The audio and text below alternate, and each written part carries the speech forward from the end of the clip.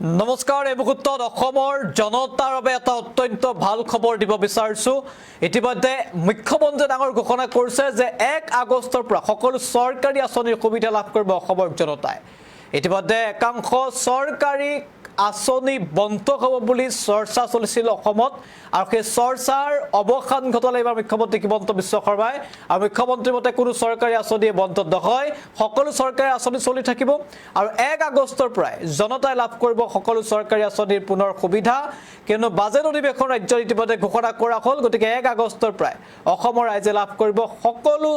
বিনামূলীয়া চৰকাৰী আঁচনি বা সকলো ধৰণৰ চৰকাৰী আঁচনিৰ সা সুবিধা সবিশেষ দৰ্শকসকলৰ জনাইছো গুৰুত্বপূৰ্ণ খবৰ 1 আগষ্টৰ পৰা সকলো চৰকাৰী আঁচনিৰ সুবিধা পাব অসমৰ জনতাই কোনো চৰকাৰী আঁচনি বন্ধ নহয় এই কথা ঘোষণা হিমন্ত বিশ্ব শৰ্মাৰ সকলো ৰাইজে 1 আগষ্টৰ পৰা লাভ কৰিব চৰকাৰী আঁচনিৰ সুবিধা ৰেচন কাৰ্ডৰ হিতাধিকাৰীও লাভ কৰিব সুলভ মূল্যত দাইল চেনি 6 জুলাইৰ পৰা ৰাজ্যত অনুষ্ঠিত হ'ব বাজেট অধিৱেশন আৰু বাজেট অধিৱেশনৰ পাছতেই 1 আগষ্টৰ পৰা সকলো ধৰণৰ চৰকাৰী আঁচনিৰ সুবিধা পাব অসমৰ জনতাই ইতিমধ্যে ৰেচন কাৰ্ডৰ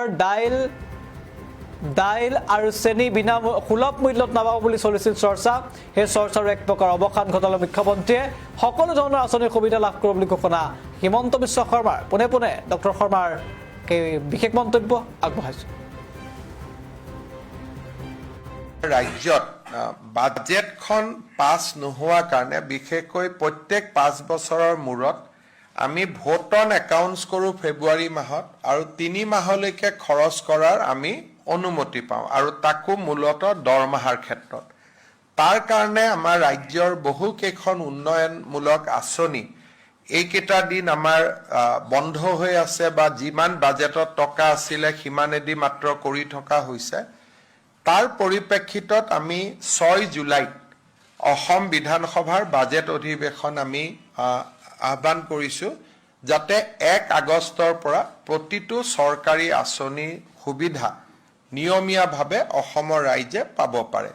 বিধানসভাৰ অধিৱেশন এখন আহ্বান কৰিবলৈ এমাহৰ নটিচ লাগে গতিকে আজি 4 তাৰিখ 6 জুলাইত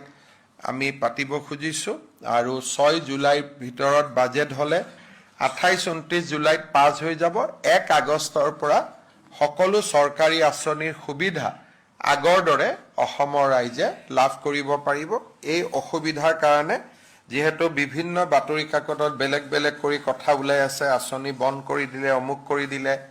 মই সাংবাদিকসকলক অনুৰোধ কৰিম যে অকনমান ভেৰিফাই নকৰাকৈ এই ধৰণৰ নিউজ আমি দিয়াৰ প্ৰয়োজন নাই কাৰণ 1 আগষ্টৰ পৰা প্ৰতিখন আঁচনিৰ সুবিধাই